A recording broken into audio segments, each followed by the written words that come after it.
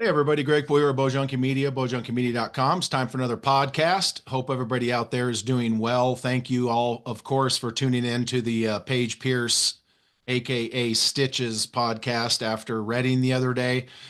If you've been paying attention to the archery world's news, obviously there's a World Cup and overseas in China and this, that, and the other. However, in both shoot and industry news, we saw the NFAA. And for those of you watching, you can see who today's guests are. For those of you listening, you'll find out here in a second. But there was some pretty big news as it pertains to the NFAA, the Rushmore Rumble, and the ATA. Obviously, most of us have made our opinions and our thoughts known on the ATA and the direction that the ATA has kind of been going. So this is a very intriguing move for lots of reasons, some of which some people probably think about, some of which some people probably don't. And that's why today's guest is our Brittany and Bruce from the NFAA. So let's go ahead and bring them in. And I see Bruce has got his 17th cup of coffee fired up and ready to roll today. How are you guys doing? Good, good. Thanks for having us, and we're excited to talk about all the new news. Yeah, there's a pile of it. And for folks listening, yes, we are going to talk about Vegas as well, because I have questions, you have questions. We saw some news about that as well, including dates and some hints about something that Bruce and I had talked about previously, and that was basically if they didn't hate our guts, we'd get more room. So apparently they didn't hate our guts, but we're going to get into that because I am made of questions. But anyway, before we get into Vegas, and before we get into internationals, we'll hit on that too. Let's just go ahead and jump right into this. For those of you that might not have heard, the Rushmore Rumble is now going to be taking place. I'm just going to say at the ATA. It's not. It's at the ATA, but it's not like wild dealers or they've scheduled it properly. And so the first question that I have for you guys is the simplest one. Why? Well, it really started with Jeff Poole, who is the CEO of the ATA, just asking me about some different options about having a shoot. And for the history, I think a lot of people know that they tried a few things. One year, I know we worked with Rod at USA Archery, and we tried some version of something, and we ended up with some bow hunter shooting, some Olympic style archer shooting, and it just, it wasn't the greatest thing. And I don't, if we're to blame, that's fine. If the ATA is, that's fine. It just didn't work out well from everybody there. But they always had, what can we do something? And first of all, everything I'm going to say is the opinion of the NFAA. I'm not going to speak for the ATA unless I specifically say it. But in my opinion, the ATA has really got hurt like a lot of things did from the pandemic. I mean, the world changed and the ATA changed, and one thing just led to another. And we were talking about a shoot, and their board had a meeting and sat down and talked about all sorts of options. A lot of great industry people there trying to do their fiduciary responsibilities. And, Jeff had asked me, and I said, we can do whatever. Let's talk about different formats, different whatever. And, looking at the time of year, which happens to be within 4 days of when the Rushmore Rumble normally is, Right. and having worked for the last 2 years on trying to do something with our indoor nationals. And basically, as you saw the press releases, we announced the location and the date for that. We only had one choice, or I guess two choices: come up with something brand new, or move an existing format. And that looked like the simplest thing to do. So really, it was, from our respect, it was kind of a no-brainer for the first year. And I don't know if this thing's going to be perpetual. I would have all hopes that something works well.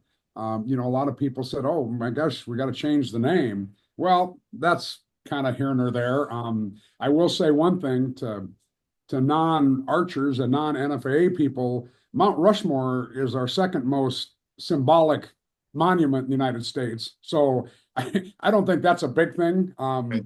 But of course it was, and it's not in Yankton, South Dakota either. It's almost a state away from us. So the names kind of doesn't really matter, but it was a new target. And of course, you get more credit for that than anybody, Greg. The whole Rushmore Rumble idea came up when we started talking about where can we shoot? South Dakota, you could. What do we do next? And it's like, you're crazy. We can't do that. And, we had a tournament. So, and moving is something that some people like. We don't really, other than the Vegas shoot, it's pretty hard to not say it may be all right to move around a little bit. So that's how it kind of came together, and from our perspective, we would have 400, 500 shooters at the Rushmore Rumble. Financially, it's something we had to look at because our overhead is way less right here in our own building. Right. But I think, you kind of have to just use some gut feelings sometimes. And, obviously the Indianapolis area on a heat map has a lot more of our archers than Yankton, South Dakota does. So we looked at that. And, the other part is too, the finances. I don't have them all, and not that anybody would really care, but to us, if we can get a couple hundred more shooters, which I think is probably very attainable, we're not going to lose any money. Well, let's put so the layout is set up. It might not be as much square footage as everyone thinks because it's 2 of the rooms in the opposite halls, and we can fit just over 100. I think it's 105 competition targets plus practice. So that allows us, if we shot 4 lines a day, which I know a 600 round is a lot, but we'd be able to fit about 1,600 people. So that's my goal. Yeah. I mean, we got growth potential that's unbelievable. Yeah. And this is just the ATA didn't come out and say, hey, NFAA, we're going to pay you to have this there. But we looked at it and, the clout they have, it's kind of like an example of what we do in Vegas with the Nevada NASP or the Western S3DA or the Break the Barriers. We already have a hall. Well, they had access to this. They weren't exactly using it. So we got a really good deal. And we penciled it out and thought, you know what? Servicing our members, our customers is number one to us. And why not try this? Because it's closer to most of the people that we want. So I just thought it'd be good with the ATA, and they're having interesting times, like a lot of people are. So I thought this could be a natural. And what's the worst that could happen? Okay, I want to tell my perspective of the story. Let's go, Britt. It kind of mirrors Bruce, but obviously I experience it a little differently. So I know a lot of people probably realized last year when we moved the Vegas date from February to March, or sorry, that would be this year, but in 2024, we physically did it. It caused a huge problem with indoor nationals. So we spent months trying to find an indoor national space. And then we showed it up at ATA in January and there was space available. Right. And so we were talking the whole ATA show with why aren't we having a tournament here? There's just space sitting there and we couldn't find another city, forever for indoor nationals. This year was a lot better, but so it's just like there's space sitting there. Why not use it? Sure. But absolutely. So then we came up with Rushmore Rumble. Because indoor, it's pretty early for indoor nationals. Yeah, but the one thing and she hit the nail on the head with that. But the one thing that, I really want everybody to understand is our customers, again, the people that send us surveys that we talk to, have pretty much said when we made the big move out of South Point that our indoor season is January, February, and March. Right. And we've had an encroachment from a lot of other disciplines. And when it comes right down to it, indoor is a big part of archery. It's controlled environment. It's people love it. It's something you can do anywhere in the country. You can't do all the other things anywhere because weather has a big dependency on it. Indoor, it doesn't, So the point is, when I grew up, the indoor season was 6 months out of the year and the outdoor was 6 months. Well, all of a sudden it was indoors 2 months out of the year. And I'm like, give me a break. I shot Vegas in January, February, March, and April. Right. Over the history of Vegas. So I'm like, what is wrong with March? I mean, what's going on?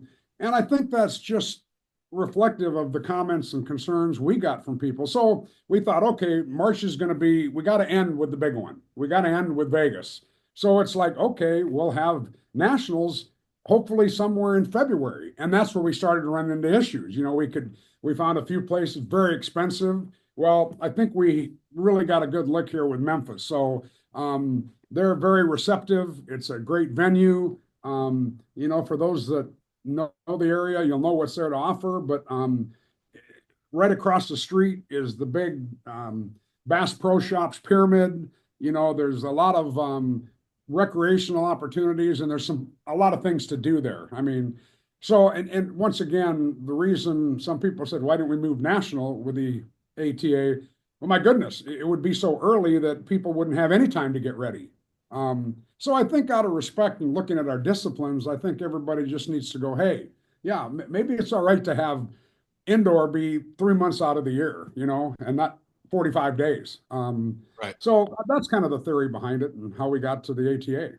Yeah, I mean, look, to back up a little bit, and yeah, I've heard some scuttlebutt about the name. And look, folks, if it was called the Lady Liberty Invitational, nobody would give a shit where it's being held. Yeah. So Mount Rushmore, the Statue of Liberty, we're not talking about the Golden Gate Bridge. You couldn't have the Golden Gate Invitational in Tennessee. I get it. But Mount Rushmore crosses over. Mount Rushmore, the Statue of Liberty. So if you're concerned about it being called the Rushmore Rumble in another state, kind of missed the point there. So absolutely on that. So it sounds to me like from what you're saying, that because that was one of the other things was cost. Because obviously, folks, holding the Rushmore Rumble in Yankton is not free. It's just cheap.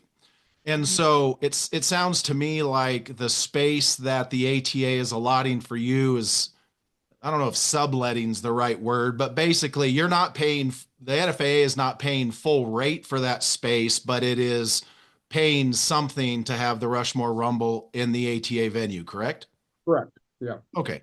Yeah. And I mean, you know, that makes sense. And, you know, folks out there, myself included, we're not necessarily going to be privy, nor do we need to be, to the entire arrangement. You know, perhaps if this helps blow up the ATA, then maybe that give you that space for even less next year. That's not the point. But, you know, to what you said about indoor archery, the thing that and I've repeated this a lot of times, if you were to make a pie chart of everybody that participates and is interested in archery, like people in Europe don't really care much about 3D. People in 3D don't care much about field. People in 3D don't care a lot about FIDA. And there's all this crossover, but guess what everybody in the entire world does and pays attention to? Indoors.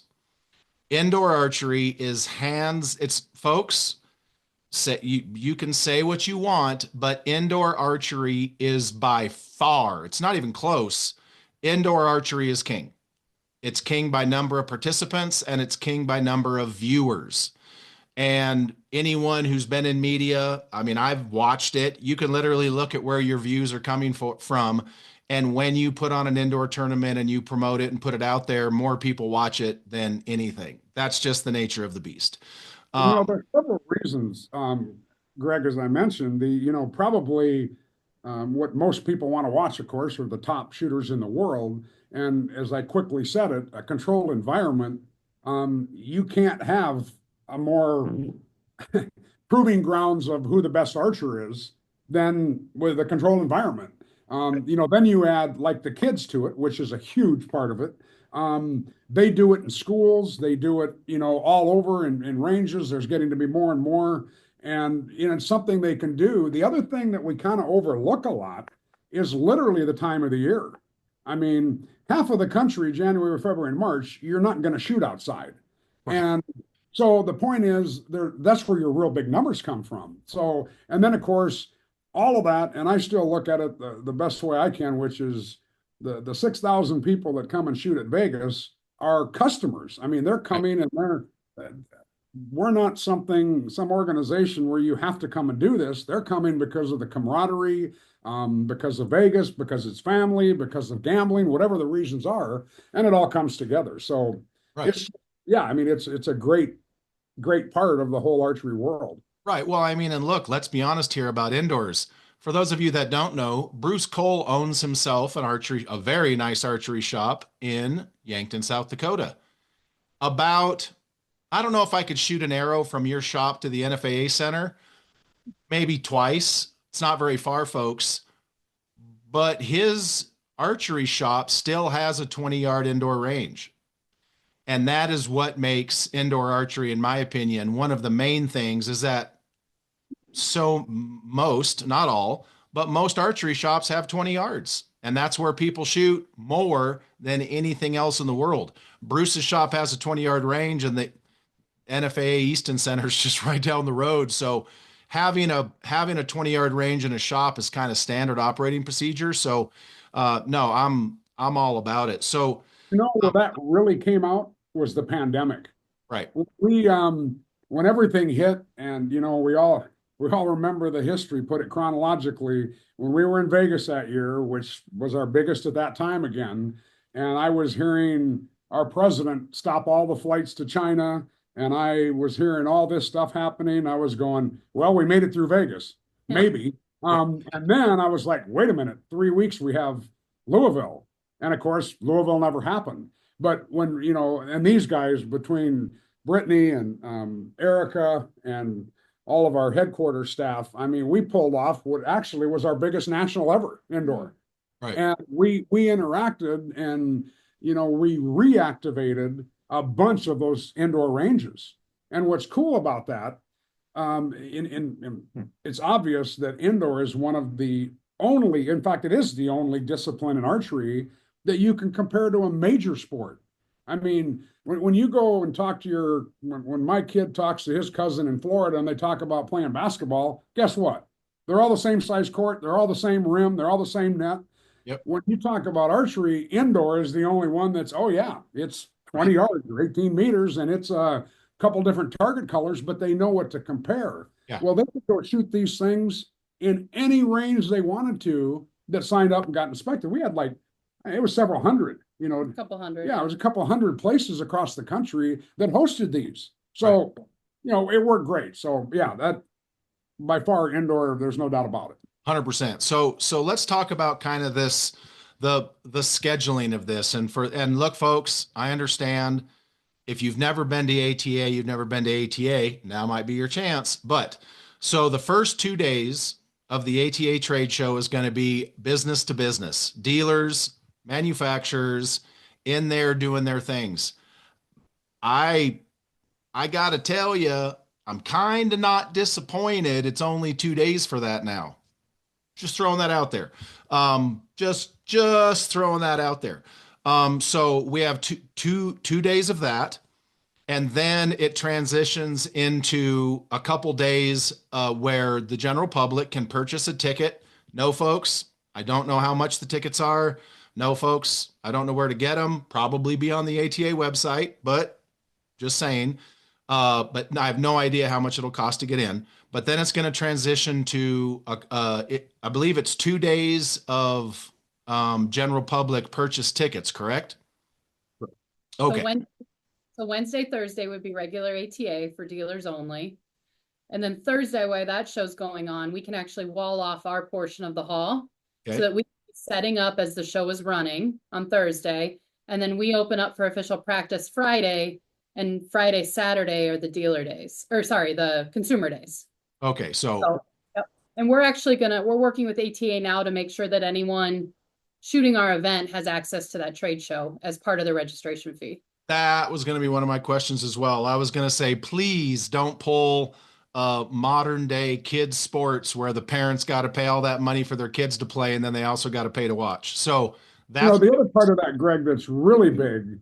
And I'm going to speak for the ATA a little bit here. They've had these slots of consumer days, of open to the public days. And I don't even actually know what their technical terminology is, but Indianapolis is a big recreational and outdoor hub. There's a lot of hunters and fishermen in that area.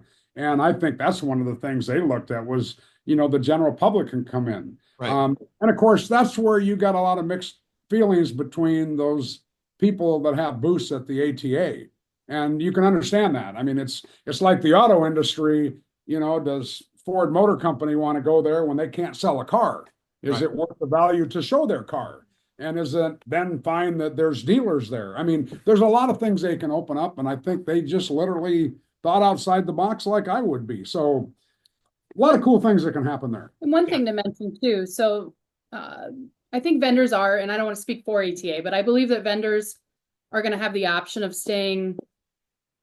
They're going to be encouraged to stay those additional days, but they actually get to make the choice. So that's something that that our customers or our archers can do, is encourage those manufacturers like, hey, we're coming, stay for that part of the event.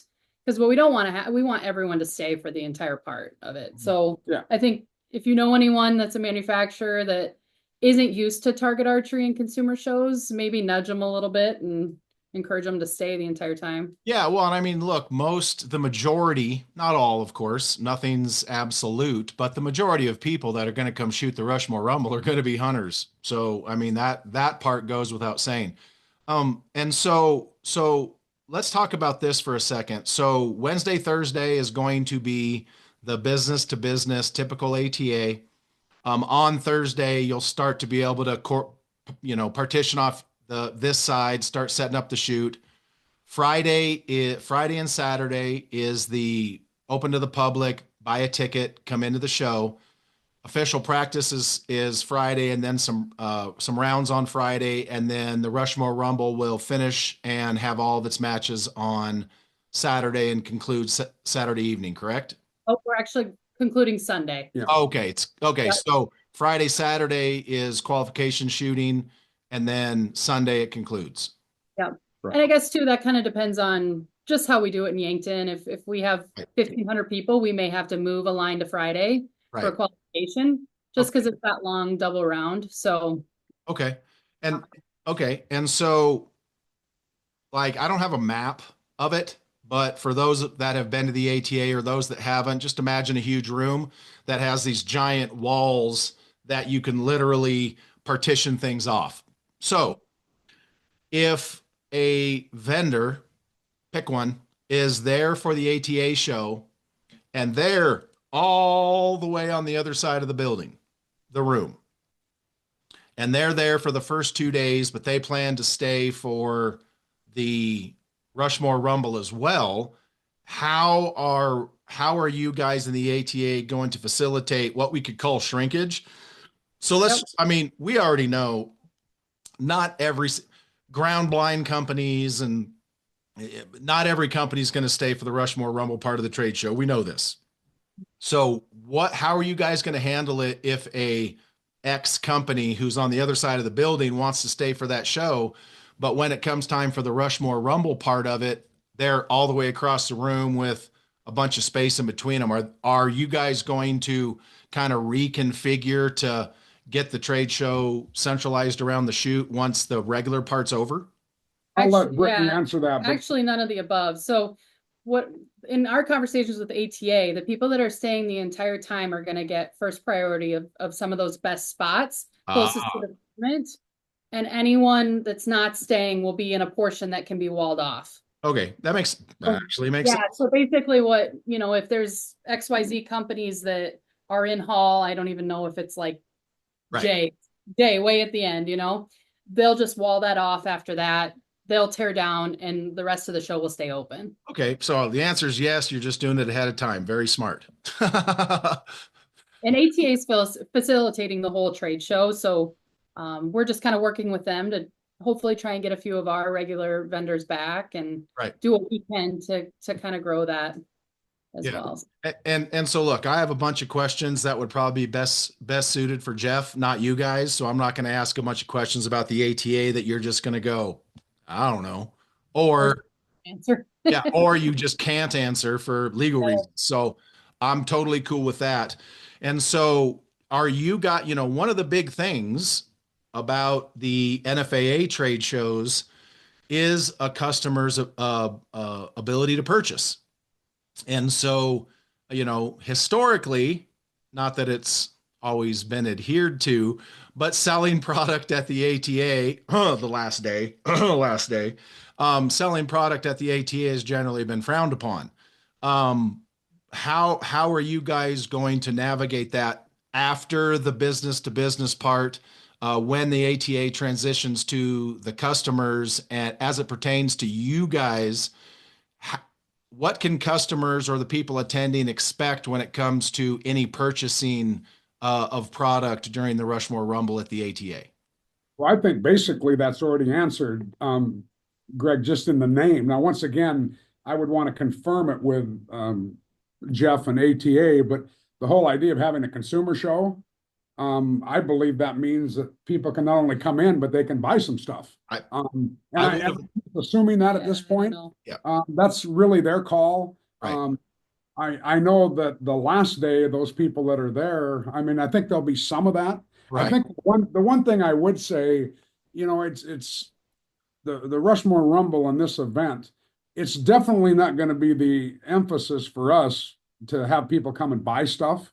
I think it's going to be able to be done, but it's not the Vegas show. No, and I don't think anybody would ever intend it to be.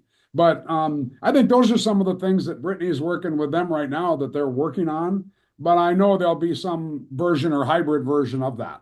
Yeah, we haven't had that conversation yet, to be totally honest. Just so people who haven't attended Vegas understand, it's up to the vendor or it's up to the manufacturer. So some manufacturers are selling directly to the customer. Some are going through a dealer. Like it's all over the board. So, but I know ATA has rules against that currently. So that'll be a conversation to have yet. And I think that's the biggest thing that they were looking at long before even the tournament idea came in. It's like, what is the definition of a consumer show? And once again, that's really their business. And I can, like I said earlier, the Ford example is probably the best one. I mean, Ford Motor Company will not sell a car. They'll sell it through a dealer or whatever means they'll have to facilitate it. But the cool part of this is I think you're going to have the best of all the worlds, seeing this stuff early in the year. So, worst case scenario, you get to see it all and you can order through your local dealer. Yeah. Right. Well, I mean, look, you guys know as well as I do, Vegas, Indoor Nationals, Reading, even the Rushmore Rumble, when, a lot of vendors come there, purchasing for participants, purchasing at an NFAA event is normal. And so, you're going to have that conversation simply so you have an answer. So, and I'm sure that the ATA is aware of that. And so let me ask you guys this. Other than hopefully more participation and look, folks, I could literally put out a post and say, we're having an orange dot shoot in the middle of California next weekend and get 400 people. There's a lot of orange dot shooters in California. They all show up. So to say, or even to assume that you're probably going to get more indoor shooters in Indianapolis, Indiana than Yankton, South Dakota, I'm not going to say it's a sure thing, but I would be surprised if you don't. Yeah. So here comes Greg. Sorry, I don't mean to interrupt, but it's really important that people understand that this is not a trophy competition. This is a Vegas style money competition. Right. We're flighting, we're giving cash payouts. Like if you live in that area and you've never had the opportunity to travel to Vegas, this is as close as you're going to get to the real thing. And it's a fun tournament. And it's scholarships for kids. Yeah. There's collegiate divisions. There's everything, and the one thing I guess we all took for granted for those people that don't know, the Rushmore Rumble target, which is the other reason we kind of kept the name right now, is it's a copyrighted name that we came up with a new target for that. Right. And basically it's a hybrid of the blue and white 5-spot with the colors of the Vegas target. Right.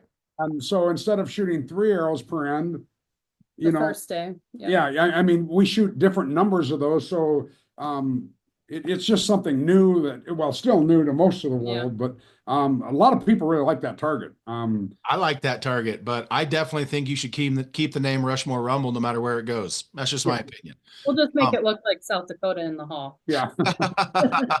All right. We'll think you're there. Right. And so here's the real question is, let's just be honest. This was a gamble for you guys. It is. Now I say that, But when I came to the Rushmore Rumble the one time, it was like you could spit in the air and it would be frozen by the time it hits the ground. So cold and snow is not necessarily going to be an issue in Indianapolis per se, but other than more participants, and this is something that you know, a lot of people tend to take for granted. I've been around both of you guys. I mean, I was around Bruce and them before Brittany even came around, but I've seen what Bruce and Brittany have done the last ever. And so I've seen what they have done collectively and with the NFAA to try to help archery, try to help grow it, try to help. They're at ATA every year. They're, you know, they do the thing. So my question for you guys is, other than more participants for the Rushmore Rumble, which I would certainly presume you're going to get, and considering the ATA's situation the last 5 to 10 years and the slide that it's been on, what other factors affected your guys' decision to actually make this deal? Well, I think there's three big ones. And I'm going to start out with the most important, and that's what I've said several times, customers. Something that, you know, a lot of people don't think about, and they probably wouldn't unless they were in our business of these events. But, you know, say we had an average of 400 shooters for the Rumble, and 350 of them probably drove in. Well, you know what? The odds are really good that those 350 are a lot closer now. Okay. So number one, they're going to save money. Right. No matter how you want to look at it, you take the whole archery pot of everything that people do, target, bow hunting, whatever, that's less money they have to spend to come to this. So hopefully there's some extra money for them to do something fun. Then you add in the other part of the customers, which are the ones that we know are closer. You know, that's the second part of it. And I think the third or the second actual part would be, okay, here we go. We're going to have something in a way to give back. You know, the ATA has been the premier organization for manufacturers and everything archery. And, you know, maybe we can help them out a little bit and give a little back in return. And then the last one, which I think is kind of important, is hopefully we subtly get these customers of ours to go, hey, why don't we join the NFAA? Why don't we get bow hunter liability insurance? Why don't we look at all the advantages they have? Because right now it's not required to shoot the Rushmore Rumble. So, you know, that's our hope. And obviously that, you know, would be the most common sense approach. And then just growing archery overall would be the last one. But right. That's pretty much it. Well, and one thing too, when we first had the Rushmore Rumble, was that 21? Did we do it in 21 or end of 20? It had to be 21. Yeah. I mean, we had 700 people here shooting that round and we were maxed. I mean, we were shooting on Saturday. We shot qualifications for like 18 hours. Our staff was here or something. I remember, I was there. Yeah. So, I mean, 700 is our capacity here if you want to assign a number. Whereas going to Indy, we're only taking up 2 halls. And if we were to grow like crazy, we actually could expand to another 2-3 halls if we needed to. So, I mean, I hope the show grows into some of that as well. But we have an opportunity to almost double what we're doing to over 200 targets. Right. So it could fit 3,000 people. So I think it just gets rid of that ceiling and it's, yeah. How long is the ATA contracted in Indy? You know, I don't know for positive, but I think from what I heard, like 3 years maybe. Yeah, a couple more years. And maybe even with some rollovers like that work. So okay.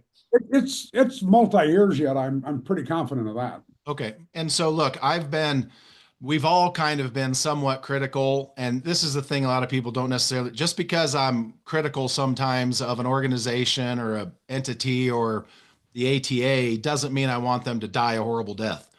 I don't want the ATA to go away. I just want the ATA to get their shit together. I want the ATA to get focused again on what its true mission statement needs to be. That's my opinion. And I think some of its technical boards are just mired down in just, I think the ATA just needs to do a little bit of a reboot. And so, but none of us want the ATA to go away. Number one, especially, and Bruce, you'll understand this, we need them legislatively. We need the ATA in Washington, D.C., you know, knocking on doors and pushing our rights and our agendas. And so you guys do a lot with hunting stuff, conservation, all kinds of grants and scholarships, and you guys are super, super active as an organization. And so given the ATA's current rebuilding status is what it's not survival, but it might be. How much did that play a role in you guys putting, and I know this is going to sound funny to some people, but it's true. How much of helping the ATA in that regard went into your thought process of actually putting the NFAA, the Rushmore Rumble, and all of your guys' collective efforts and network behind the ATA? Well, yeah, and I think that's, what I said, just to reiterate, that was the second biggest factor, is giving back. That's something that I've been a believer of my entire life, whatever you do. I mean, you can't just take and take from something. You got to give something back. Right. And there's a lot of ways you can give back. For those people that have a lot of money, not like me, they can just pay something and donate and give scholarships. Right. Your time, your labor, your volunteerism. Sometimes it's your expertise. This one seemed like kind of a mixture of the last two, where we can, maybe help, get some more people and, give it a new twist. And, all the social media that I saw by far was like, hey, interesting. I'm in. I saw a lot of that. I didn't see a lot of, oh, this is the stupidest thing that ever came out. Why are they doing this? Right. And I think it would be, if we were to try to make it a literal Vegas shoot where we get the top of the top. I think, we still have a huge number of bow hunters, as you mentioned, and that's their first and foremost priority. I think they want to shoot the rest of the year or part of the year to stay in tune and because they just love the sport. And I think this just offers like an excellent platform for all of that. Oh, yeah, no, for sure. Well, and I mean, look, whether folks want to admit it or not, Target Archery is a massive marketing arm for bow hunting. And we all know bow hunting keeps the lights on, but it's no different than, the NBA or any of the other sports out there. Goodyear tires on NASCARs. I've never seen a Goodyear tire I see on NASCAR on the real streets, because that's not what they're for. But it's the marketing arm, and it lends credibility to that. So I can tell you from personal experience, lots of it, giving back without having some form of creative input doesn't always work very well. And so my question to you guys is, giving back is great. I've did that a bunch. But my question to you guys is, how much creative input or creative control do you guys have? Not the first 2 days that it's business to business ATA. You're not there trying to run the ATA, of course. But how much creative control and input do you guys have over when the ATA, the later portions of it, transitions over to this collaboration? Oh, I think a big part. I think it's still it's still a moving, needle, so to speak. And we're trying to figure some of those things out. But I think they're very receptive to what we want to do, and we're receptive to what they want to do. So I think most of it is taken care of. I think one of the things, as we just talked about, is, can people buy stuff there? Right. Well, that's one of the things that we have to work on, and we're going to try to do what we can, because I think that's good for everybody. And if it may be a phase-in thing, I mean, I'm pretty easy to work with when it comes to that. We've got to do, once again, what everybody wants. And, then we run into our second tier of customers, which are just as important as the first, and that's our vendors and sponsors and manufacturers. So well, we approach things a little differently too. And we're basically experts at the customer they're trying to break into. Right. So that's why it's kind of a good partnership. And they've been nothing but open to hearing what we have to say. It definitely does not feel like they're and we're dictating to us. One really good example, like the swag bags, the goodie bags we give away, we're cooperatively doing something with that. I don't know what it is, but because I don't think anyone understands how much money goes into swag bags. Yeah. So I don't want to hear any complaining. Yeah. I mean, look, I can tell you right now from personal experience, if you guys were told to shut up and that will ask you your opinion when we want it in this whole situation. My whole view on this would be way different. Yeah, if you guys were just passengers on this ride, and which we've seen in other situations, not yours, but if you guys were just there to do just this thing as a job and you didn't have any input into the, I would be raising, I can't do one at a time, but I would be raising an eyebrow to that, because I trust you guys and your team when it comes to putting on these events and knowing kind of, knowing how the flow works, what does work, what doesn't work, what needs to happen. So if this was, and no offense to the ATA, I'm just being honest, if this was just a straight ATA project, I would have some concerns when it comes to the Rushmore Rumble side of it. So the fact that you guys still have that creative control and creative input into that is should be very comforting to anybody that's going to attend. Yeah. And it's new for everybody. It's new. I mean, I like to think outside the box. Obviously, I like to, take some chances. As I get older, I'm a little more conservative on the chances I take, but I think this one just kind of fits what we're looking to do. So at this point in time, I would just encourage everybody to come, bring your brothers, sisters, kids. I mean, it's a family. We got, our motto, the NFAA overall motto is pretty simple. If we don't have a division, we'll get one for you. Did I say that? But this isn't, we don't have NFAA divisions in this. Yeah, no. I was gonna say, I would love to see you cut about half of them, but whatever. But these are Vegas divisions, so let's make sure we. One piece of clarity, it's not a big deal, but it's like the disclaimer I have to say. The Vegas Shoot, the Rushmore Rumble, the First Dakota Classic are 3 tournaments that are run and owned by the NFAA Foundation. Once again, it's a technical thing. It's like Ford and the Ford Foundation. It's like Easton and the Easton Foundation. We're an arm that raises money so that we can, fulfill our mission, which is education, scholarships, museum, our headquarters here, our operating center. And so the rules, that's why they're a little bit different. And we do not require NFA membership. We try the nice approach. And when we took over Vegas, we saw that happen. Most people, the vast majority of archers know that it's one big happy family. Right. Every sport's got the squeaky wheel.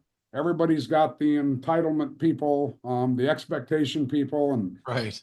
That is what it is. So right. And so as far as, and I'm assuming this is a Brittany question, as far as shoot fees go for the Rushmore Rumble here at the ATA, any change in fees? I'm doing the budget now. I need to have a realistic expectation of the budget, just so we make sure we're not underwater at all. They're going to be the same, if not slightly higher, just to account for, a few of the increased fees, but we'll keep it very similar. There won't be a 10% change one way or the other. I can tell you that, because I won't go to the board with more than that. Definitely not down. I wouldn't think it's down. So here's another question I got to ask. I can't even remember when I was in Indianapolis for the ATA show last year, so have to forgive me there. I'm just going to assume that hotel rooms in Indianapolis are not going to be as cheap as hotel rooms in Yankton. I mean, Yankton, I don't think anywhere is cheap anymore, though. I mean, every small town, fair. Major chains, it's hard to get anything less than $150 even here. That's fair. That's fair. I know in Indy, they're probably, I mean, what we've been looking at, I think is 169 to 179-ish, around there. That's not bad.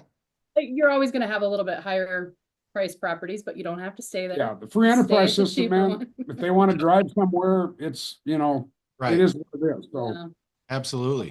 And we have our own room block, correct? We will. We'll work. Yeah. We don't yet. Right. Well, you'll get there. So no, look, man, I think that there's a ton of potential with this. I think, let's just be honest here. Do I think that this could turn out being better for the ATA or better for the NFAA? I to be honest, more participation would be cool for the NFAA. But I think this could ultimately benefit, not in a negative way. I think that this could benefit the ATA more. I do too. Yeah. Yeah. I mean, I don't know. I mean, we all remember 10, 12 years ago when you would go to the ATA and there was, influencers in macrame jeans and affliction shirts with camera crews every 8 feet. I can remember literally talking to a distributor and having a TV show walk up and start talking to me while I'm talking to a distributor. And I was just like, did your mom not teach you? So the ATA had to do something about that, and they did, but they cut that pretty deep. So now when you go to the ATA, you don't see a lot of influencers. You don't see a lot of that anymore, and hunting TV is dying. And so I think what's going to happen is having the Rushmore Rumble on site is going to add a fresh opportunity for marketing and promotion of the ATA show. Because we all know, especially me, we all know what the promotion and marketing of an event, a sporting, an archery event is and how to do it. The ATA, however, has become relatively internet mute. And so I think having the Rushmore Rumble there is going to give a little bit of excitement. I think maybe I need to have Jeff Poole on. I don't know. But I think that they probably need to start reaching out to some of these influencers again and inviting them back. A lot of the ones that were doing what I mentioned 10, 12 years ago, they're not even around anymore. But having those influencers there, it's like TAC, Total Archery Challenge. They don't do any marketing on their own. Sean built that to where everybody that comes does the marketing for them. Obviously, that doesn't work for the NFAA, but there's lessons to be learned there that if you strategically set things up to where the people that come to your event also help market and promote your event, then it just is multiple redundancies and getting more and more people to see what you're doing, because you're going to be doing what you do, whatever marketing or whatever media you have there is going to be do that. I certainly hope someone is able to tie the knot between the ATA and this event properly to kind of tell both stories, because both stories overlap. All of it overlaps. And so being able to articulate that story and sell it to people at home is really where the rubber's going to meet the road. And so long term, and I know I already asked the question about how long they're going to be in Indy, but let's say, just for instance, let's say this year, this is hyperbole, folks, I'm making these numbers up, don't judge me or hold me to it, but if I'm right, give me credit. No, but if you have 600 people at the Rushmore Rumble this year, and you have 1,000 at the Rushmore Rumble the following year, and you have 1,300, and it's continuing to climb in good numbers. Have you guys talked with the ATA yet about your involvement in renegotiations for their location? Just hypotheticals, just like you just said. Right. I think that they're going to be receptive to something because obviously, I think what it really came down to, they've been discussing a lot of different options. This Consumer Day thing was a big topic for them. Sure. And if they see that the Consumer Day and an event like this made their numbers look better and their manufacturers, their customers are happy, I think that anything's possible. Right. And we can expand what we do too. I mean, maybe in 27, we have a 3D shoot alongside it, or, we're open to ideas too. I mean, to bring a new customer in, Sure. Indoor 3D shoot would be kind of cool. Yeah, a lot of potential. I think everything's, on the table. Absolutely. So just to kind of wrap up this portion of the conversation for the people listening at home, the Rushmore Rumble is going to be the last several days of the 2026 ATA trade show in Indianapolis. It's going to be the same venue. Entry fees are going to be relatively close to the same. There might be a small adjustment. It's not going to be massive. Yes, room rates, if they're going to be in the 160 to 190 range, that's pretty typical these days, unless you literally want to stay somewhere that has freaking chalk outlines of bodies on the floor. And so, in that regard, everything's going to be pretty similar. I'll tell you, one of the big advantages that I want people to be aware of when it comes to this partnership, and that is when you go to Vegas, when you go to Indoor Nationals, when you come to Reading, shooters like the fact that the environment has a certain vibe to it. that there's X number of manufacturers, that you see the VP of that company and you see this company and you see all of that kind of stuff. That, now this is no disrespect. Now the very first Rushmore Rumble, of course, had a pile of vendors, but coming to Yankton sometimes with a booth can be problematic. But the shooter's availability to a larger trade show is something that I think you guys have proven works. I mean, Vegas Indoor Nationals, you guys didn't build Reading, of course, but Reading has a great vendor area as well. And so I think shooters need to be cognizant of the fact that if you've came to the Rushmore Rumble before and there was 6, 8 booths there, yeah, no, what's going to happen at this event is you are going to have most, I'm not going to say all because I'm not going to speak in absolutes here, but you're going to have most of the vendors you would see at Indoor Nationals. You might not have some of the international ones you see at Vegas, but the vendor situation for you to peruse, look at new products, and that's another thing that we haven't even mentioned. If you see something new at Vegas, it's because you hadn't been paying attention and seen it already. But generally, for the most part, that product's already been released. You just haven't seen it. You will now be able to come to the Rushmore Rumble and you will actually be able to see new products at the ATA show where they were released. So if you come and your buddy doesn't, and then you and your buddy go to Vegas later and he's like, oh my God, did you see that new thing? Yeah, you could really be like, yeah, punk, I saw that at the Rushmore Rumble at the ATA show. So there's a lot of other benefits here. The shoot is going to be the shoot. Literally, if you've never been to the Rushmore Rumble, you're going to go experience the exact same shoot everybody else did, other than Bruce buying coffee because he has an unlimited credit at the local coffee shop. But that goes without saying. But I would encourage everybody to consider coming to this. If not for the fact you can walk through the ATA when you buy a ticket, but the fact that come shoot the damn event, because then your admission into the shoots already going to be there, or your admission to the open days for the ATA show is going to be included in your shoot. So if you come shoot, you're also going to be able to go walk around that. So those are just a few of the things.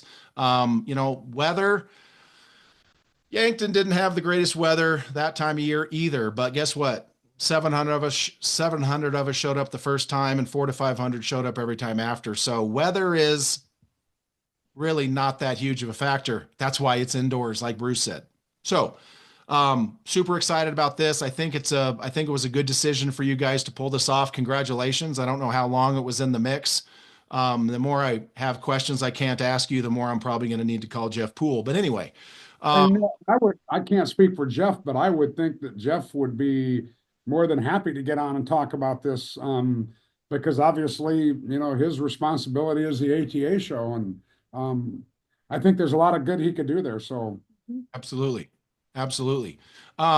So let's transition over. Before we get to Vegas, let's hit on Indoor Nationals, because obviously Vegas is a Super Bowl, and there's a way more information to talk about with Vegas than there is Indoor Nationals. But let's hit on that. I'm not hating on Memphis at all. Had you said Nashville, I would have been like, well, I need to start giving blood because Nashville's not cheap. But Memphis, I can't hate on that.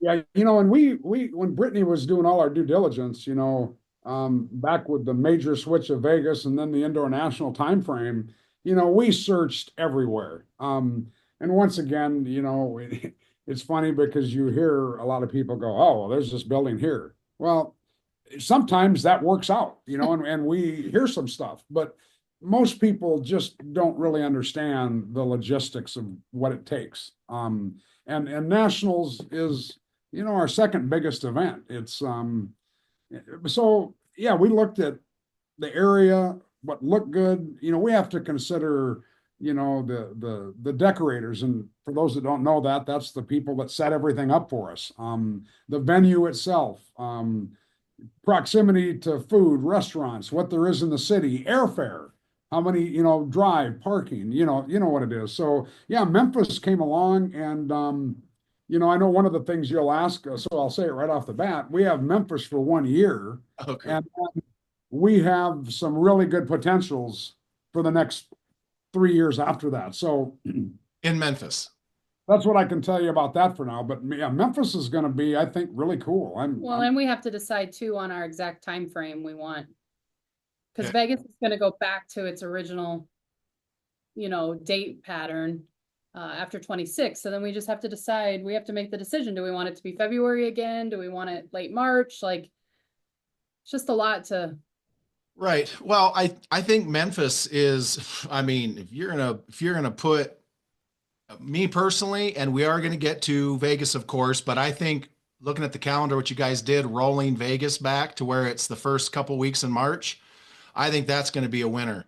I think folks want it, rightfully or wrongly, folks want to get indoor season done. Having it end with the Super Bowl in the first week or two of March is great, rather as opposed to the end of March. But I think that's great. Now, as far as indoor nationals goes, end of January, early February in Tennessee is, I mean, when was the last time flights were canceled to Memphis, Tennessee for snow? Yeah. Yeah.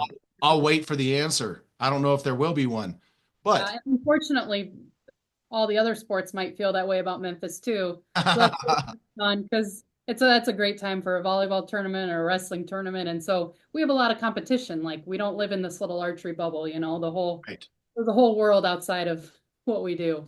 Oh, 100%. And so let's talk about this. And did you guys say where it is in Memphis? Yeah, It's the downtown convention center. It's Yeah. called the Renaissance Convention Center. Okay. So, How big is that? Is that big as Louisville? no, and you know what's interesting is we actually considered this for 2025 indoor nationals, but it was a little small because we were thinking we needed a hall as big as Louisville, right? So we kind of backtracked this year and started looking at halls that were just a tiny bit smaller, and it really opened up, some new opportunities. So Memphis is going to have a little bit smaller, big hall, but then we have a second ballroom for practice and bow storage and that kind of stuff. So, and they're literally across the hall from each other. Nice. So rather than bow storage and practice being in the same room, you'll be able to have all the bales you need, the trade show you need in one room, and bow storage and practice in another. Yeah, and it's going to be a little more snug, but I mean, we were really spread out in Chicago and Louisville. It almost feels better sometimes when you're a little bit cozier.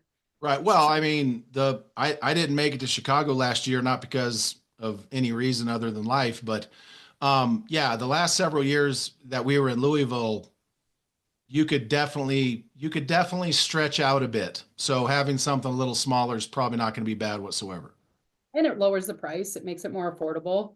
I Right. don't know if people know this, but they charge you for every square foot you get. So Whether you use it or not. yeah, And exactly.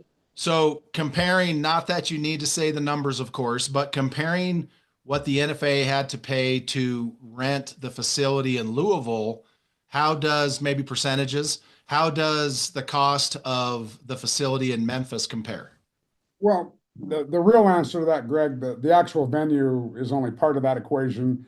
The overall event is Right, what right. we need to look at. And I'll just tell you right now, Chicago, I don't know that I ever want to say. It was very expensive. Sure. Louisville wasn't tremendously cheaper. Memphis is cheaper than Louisville. Nice. But there's a lot of things. The cost of the decorator, our setup, internet. Internet, people don't even think of that. Internet cost almost as much as rent. Yeah. So What? Yeah. I mean, I'm exaggerating a little bit, but it's a significant cost. It's 5 digits for Yeah. internet. And Memphis is incredibly affordable for internet. So Yeah. I'm happy about that. Well, I So remember. overall, it's going to be, and the big thing, to kind of convert what Brittany said, we can still in Memphis hold the biggest national indoor we've ever had. Mhm. Because we've learned, I mean, we almost had overkill in Louisville. And Chicago. Oh, Chicago we did for sure. But Yeah. Louisville, as they expanded, we continued to take the footprint because they forced us into it. Right. And we're not, I mean, maybe someday we'll have as many people as Vegas, but you know, a couple thousand people is about max for a national indoor that we've had, and we can accommodate that easily. So, Yeah. Nice. yeah, it just took a lot of due diligence to get to where we are. So, Absolutely. Well, and you know, folks, look, I ask all these questions because I think folks kind of want to know. But for me, um, the bottom line is even if it's a little crowded or if there's too much room, I just want the NFAA and what you guys do with events to be sustainable. Period. I don't want you having to rob Peter to pay Paul on events. I don't want the NFAA or the foundation upside down for an event.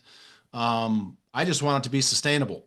Like I've said a million times, and this is no offense to any of the other archery organizations, World Archery included. But if you're a member of the NFAA, you have something to go to and call your own. And yes, it's in Yankton, but you yeah. can, and I don't know exactly how the rules go because I am generally there for an event. So I just show up and shoot. But I think you can kind of show up just about any damn time you want. And if you're an NFAA member, you can either join and shoot or you can just show up and shoot. So, you know, they do a lot of other events there, of course. I'm not saying it's just sitting there empty waiting for you to show up and shoot arrows into the wall. But Yeah, as an organization, I mean, we could spend a whole podcast on it, but yeah, I mean, everything from our scholarship programs to our bow hunter programs, you know, we've got everything, and it takes a lot of income and a lot of people to make everything happen. So yeah, those events are a huge part of what we do, without a doubt. any I mean, this is something that we've talked about and mentioned many times. We can't change the distance. We know that. Any discussions of any target modifications or anything for indoor nationals? You know, no, wait a minute. Are we still on are we still on the NFA Nationals or are we done with that? The five spot. NFAA indoor nationals, Bruce, and I'm the one who stutters here. So you leave the stuttering to me. I didn't stutter at all. I just want to know which one you're talking about. NFAA indoor nationals. You know, that we have our biennial directors meeting coming up in September. Okay. Right? Yeah, September. And that's when something would come up. I've heard a few rumors, but you know what? I've heard the same thing for 40 years in the NFAA. So it's anybody's guess. I don't see a huge thing coming with anything with the NFAA target or the round for the indoor. But you never know. I really don't. I don't have a good pulse to tell you that they want to do this, that, or the other thing. You know. Well, Inside Out X's in Vegas was in the rule book too, and it didn't happen until it happened. So Yeah. you never know, right, Bruce? We can talk about Vegas a lot. In fact, I want to talk about that target when we get to it. We are going to, but I have to ask about the NFAA 5-spot target because I mean, that's probably the most common conversation is people saying that the 5-spot is just not their favorite target, mainly because it's just a big white blob. And so that's why I was asking, do you make the X blue as well? Do you do something, basically, do you do something to make aiming in the middle more comfortable? Yeah, you know, I think there's over the years the two takeaways I would say is what you just said about you know, it's boring.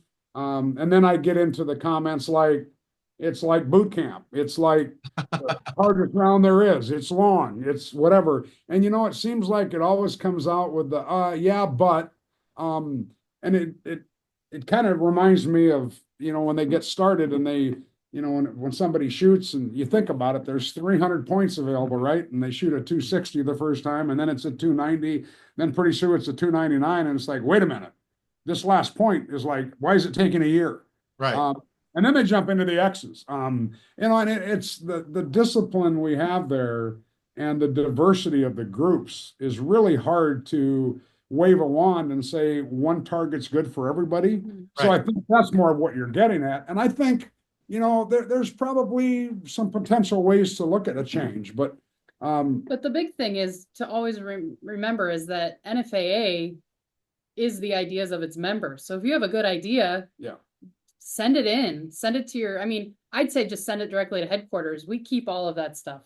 contrary to what the world thinks or the archery world thinks, I said- do not wave a wand and get what I want. I pout a lot when I don't, but the bottom line is 50 states make this decision. Right. And that's the meeting I was talking about. And it's it's a legislative process, an affiliation of states that's been around for longer than I have. And you can always change things and make things better, but in the end, it seems to work out pretty good. Yeah, absolutely. Well, and I mean, look, let's be honest. The best fix I've ever seen at indoor nationals was not putting everybody on the same clock. So we were standing there for 10 minutes waiting for parents and other people to do long math. So running separate clocks for separate, sides of the room was a massive, it literally cut an hour off the round, but making the X blue would it would probably invigorate the round as much as you going to inside out X's invigorated the Shootoff in Vegas this year. I'll just be honest, but hope to see everybody at indoor nationals. Memphis is a good choice, folks. Memphis is a good choice. I got no beef with that.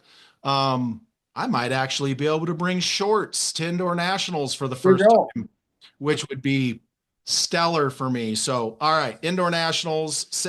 What's the date for indoor nationals next year, Britt? Look, indoor nationals is March 6th to the 8th, 2026. Oh yeah, we're only a couple weeks away. And yes, folks, the Vegas and indoor nationals is a little bit close together. This is true. If you have to pick, drive to indoor nationals and fly to Vegas. Simple. See, I'm here to solve problems. I think it's the same as 2025 it was a similar schedule, just shifted earlier. So yeah, I mean, and I think folks like to have a month in between, especially regular folk. Memphis is the 6th to the 8th. And which month? March. And Vegas is 26th through 29th. Right. Yep. So, yes, folks, they're in the same month, but everything's a work in progress. And with the amount of changing and moving they've had to do, I give Bruce and Brittany all the credit in the world and a lot of bandwidth and leniency when it comes. They're just making shit happen. So if something's not to your liking, there's going to be more that's not to your liking either. Just show up and then you can complain to their face. But if you don't show up, you don't have a right to complain. All right, let's talk about Vegas. The very first thing, Bruce, that I want an overview of is the report, whether it was written, email, carrier pigeon, handwritten sentiment with a licked stamp or otherwise. I want to hear what the folks at Caesars had to say about us. Well, first of all, it was all the above in how they did it. There was personal sit downs with us. There was emails and official correspondence.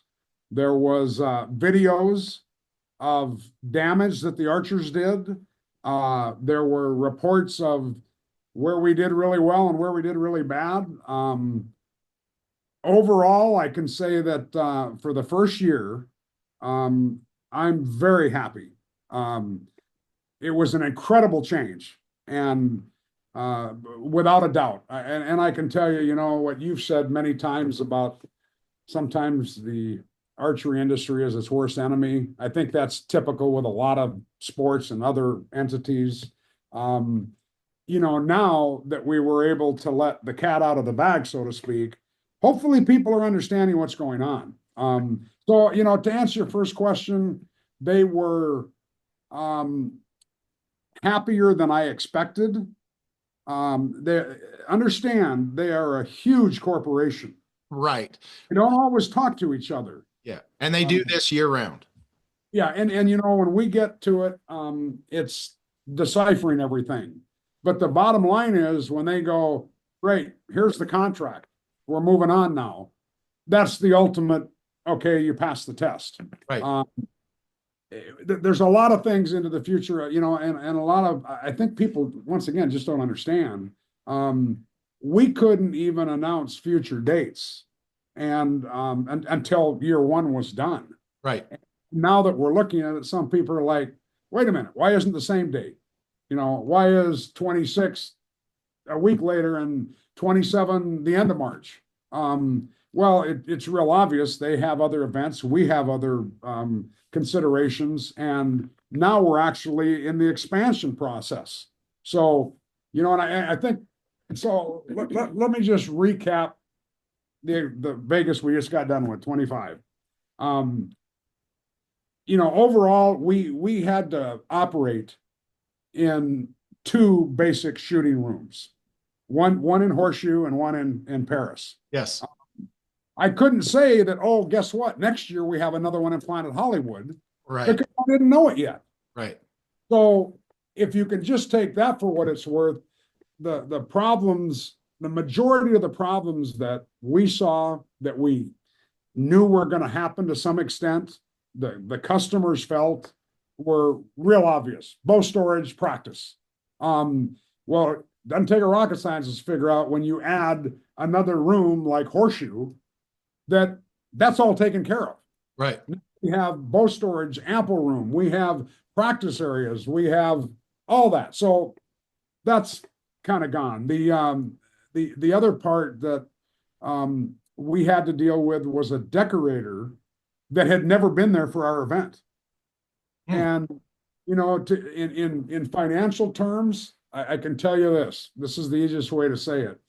The entire bill that we had at South Point was half of this year's decorator bill. And that's the decorator. Okay. That doesn't include the hotel.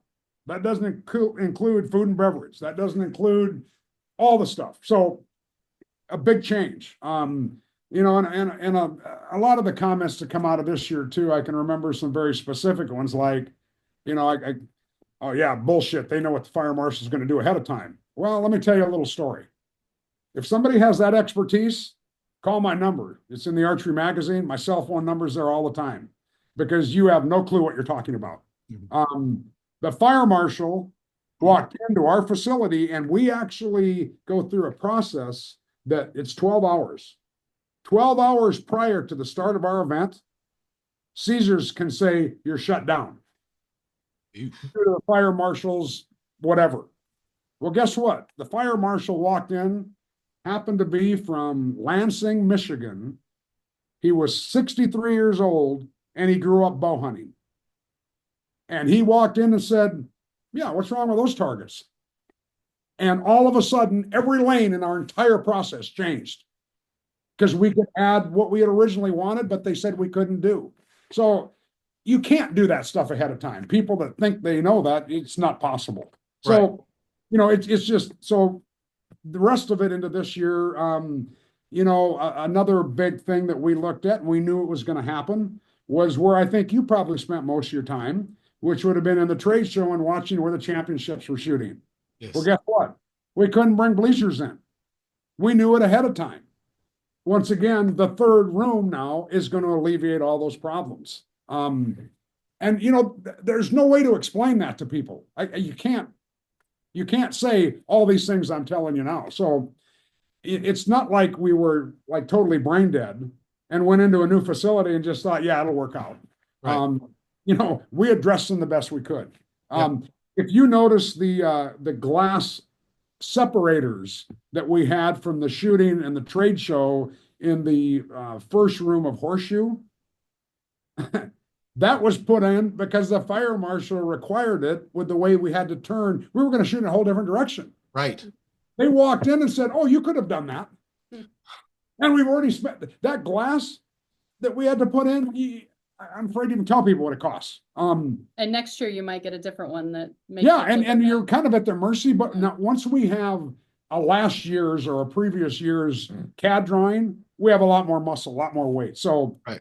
But that's the kind of stuff we have to go through. So that's the big things. I mentioned the video of arrows that were shot in the wrong place. I would say that one of my biggest heartburns I had was people literally whipping out these things and going, ha, look where I hit. Because you know what? A lot of people work for Caesars and they're monitoring everything we do. Right. And it was more than we've ever had. 12, wasn't it? Wasn't it 12?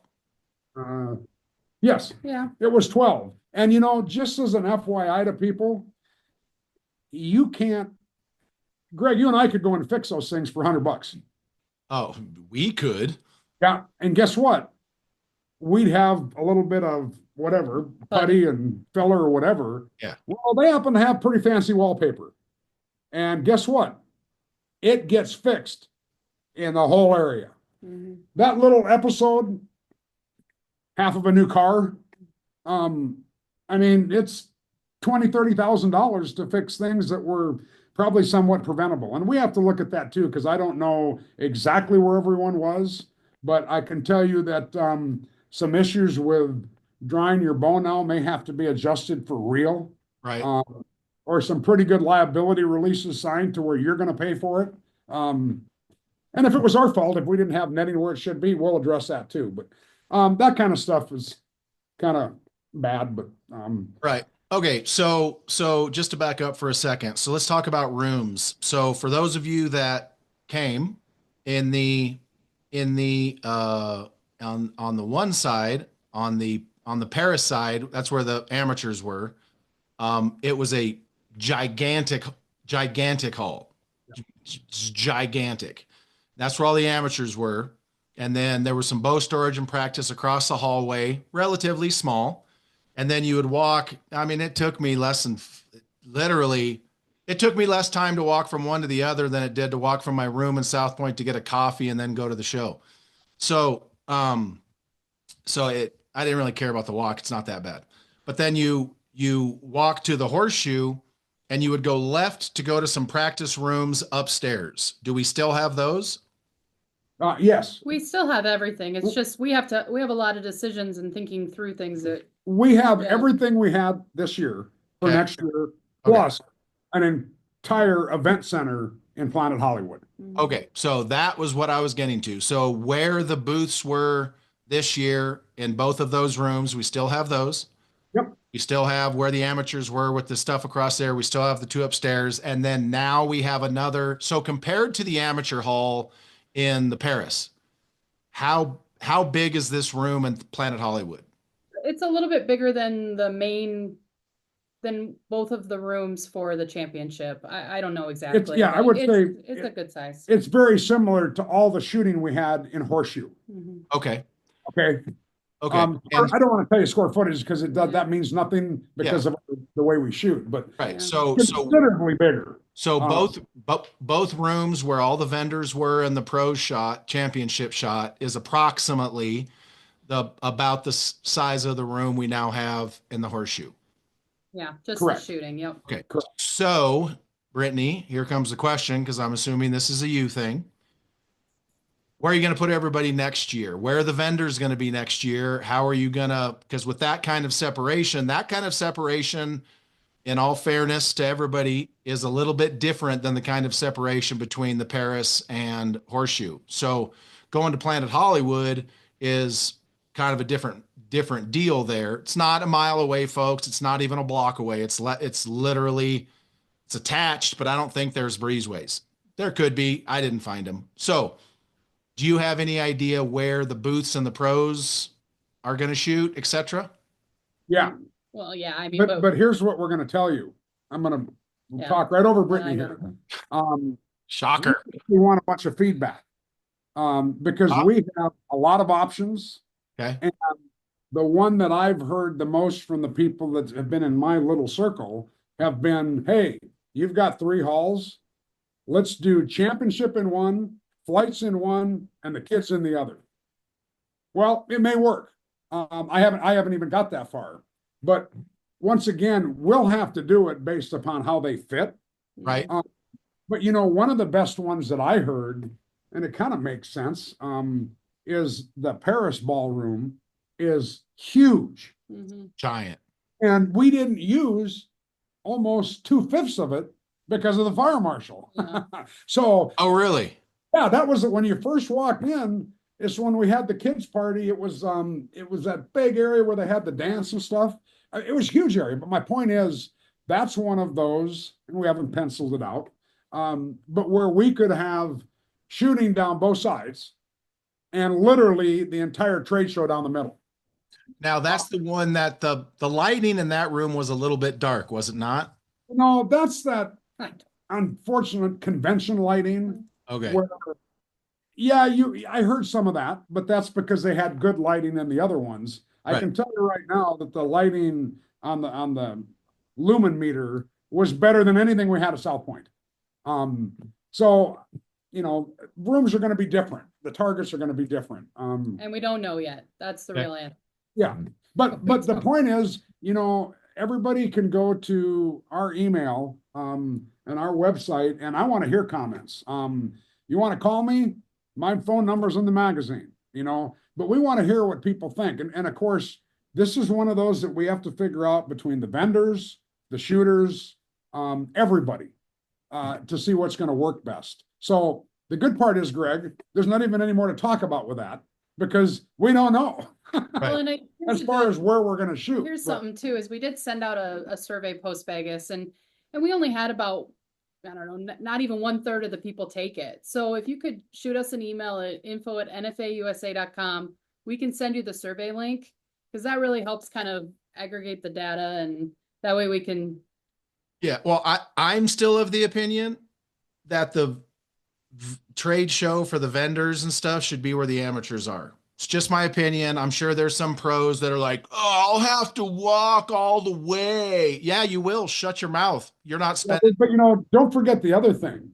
As we look at this, I personally think the vendors should have the biggest say.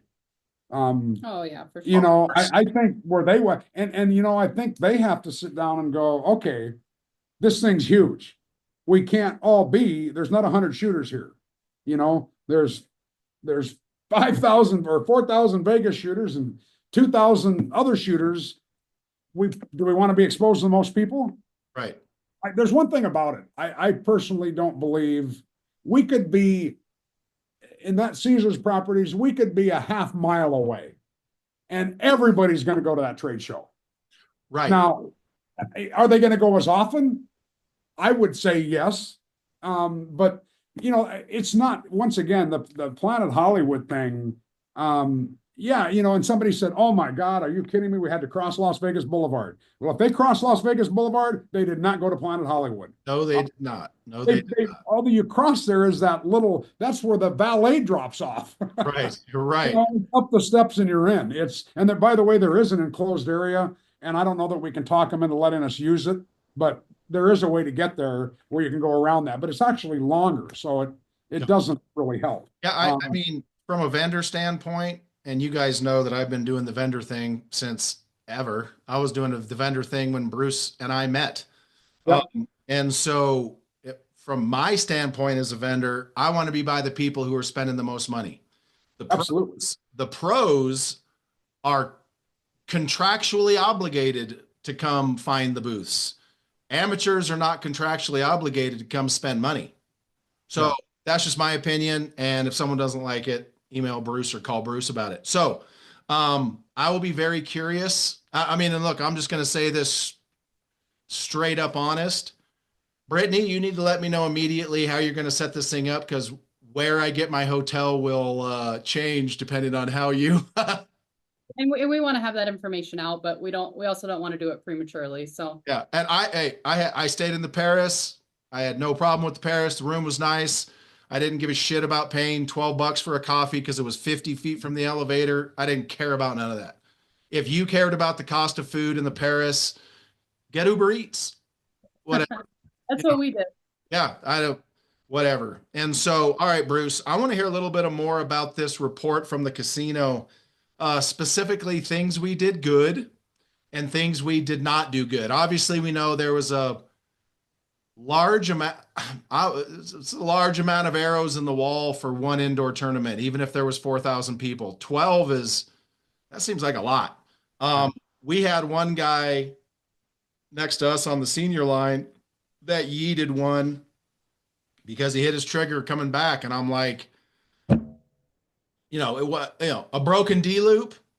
Okay. But Sure. Why are you coming to Vegas with a loop that's going to break? Like, new D loops don't break, especially if you're running 23 Spectra from BCY, which all of you should. But anyway, so let's hear a little bit more so people can kind of understand, because people don't get the opportunity to hear this generally speaking, in any other way, then guys like you and me and Brittany standing around and they get to overhear us saying positives or negatives, generally negatives. But right now in this format, let's hear a few of the positives and a few of the negatives as it was. Now, folks, this is not Bruce's opinion. This is from the casino. So let's hear that. Some of Well, first of all, the really, really positive stuff. And I found out the second, no, actually with the first day of the first official practice day, which was a day earlier this year.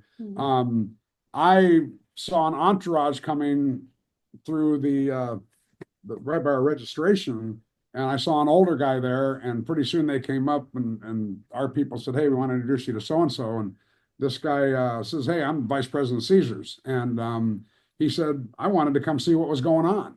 And it's funny because to make a long story short, he was a number cruncher, and he was my 65, somewhere around my age, and he was obviously been there for a long time.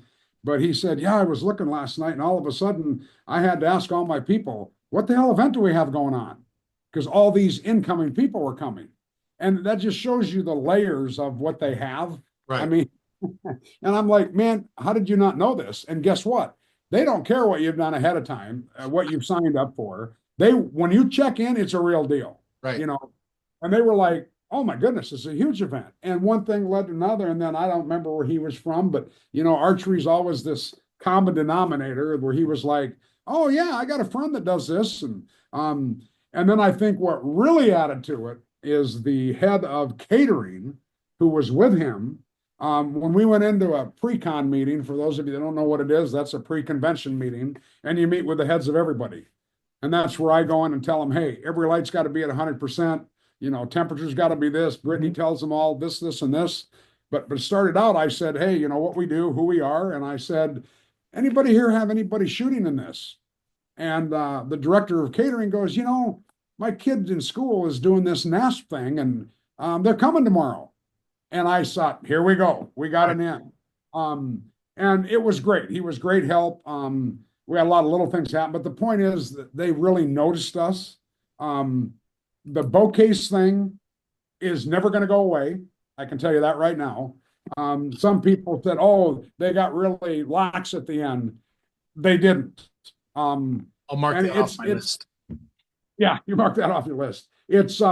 It may be a pain, but you know, and this is a good platform for me to say it on. I mean, I was out there the summer before we had the shoot, and I witnessed two 70-year-old guys rolling their golf bag across, and a security guy walk up and start talking to him. And I went and I saw him unzip something and put a head cover over. And I went, "No golf way." Clubs over golf clubs. And I walked over and I said, "Hey, do you mind me asking, you know, what's going on with those golf clubs?" He goes, "Oh, you know, in Vegas, they're considered a dangerous weapon. And, you know, like tennis rackets have to have a cover." And I went, "Okay." And I just went back to my deal. And I thought, there's no chance we're getting away without bow cases. Right. And it really is a lot of visual. It's kind of funny because I think you may have been one of the ones that started going back to this catering guy. When everybody came in, it was like, whoa, whoa, whoa, what are you doing? What are all these big cases? Right. Oh, they've been trained on, oh, it's the Vegas shooter. Yes. The guy at MGM or whatever that shot people. And they see these tactical cases. Yeah. And of course, this guy was like, "No, no, no, stop. Everything's fine. Put the word out. Everything was good." Right. Then as I started to work those guys, I was like, you know, you'd be amazed at how more relaxed people would be if they saw a purple bow with white limbs than if a tactical bow case go through here that could have anything in it. Right. And, you know, we're trying that. I don't think it's going to work. But that's going to be there. But you know, positives were mass numbers came in. They saw it. The Nevada NAS program came in with 700 kids with buses, and you know, went through a casino and had a great time. They were happy with everything. As far as the big numbers we look at with restaurants, what they spent, everything was normal, and that's a good thing because when they come and say, "Hey, our casino's down $1 million," then we have problems. Because gambling revenue wasn't down while we were there. No, but see, that's the advantage of being in a big place. Yes, it's not dependent on us. And they can't track us, with that. So that's a really good thing. So, but I think overall they were just happy. The negatives were normal things from their end. The arrow thing. I mean, for about a week there, it was hard to sleep thinking, when are we going to get the email that says, we really enjoyed having you, but look somewhere else. Right. Right. And another part of it that I think was obviously a highlight was PH Live. I mean, our final was an incredible part of that, and I think we broke the ice there too. The people there, we got to know them well. The head guy, Nate, he was like, I don't really know what you guys are going to do, but I hope it works. All they've had is Garth Brooks and whoever it is, and and that stuff. And so, and again, another positive thing for us and for them. A lot of people don't realize this, but the South Point Arena, we never had more than 2,000 people watching that event. The entire arena held just under 4,000, and we could only have half of it. Right. I mean, because we couldn't shoot towards the other side. Well, we gave away 4,600, 4,700 tickets. Every seat was filled. The only seats that weren't filled were the wings, where we specifically left them open for overflow because you couldn't see as well. It's like a concert. Right. So we had double the people there than we've ever had.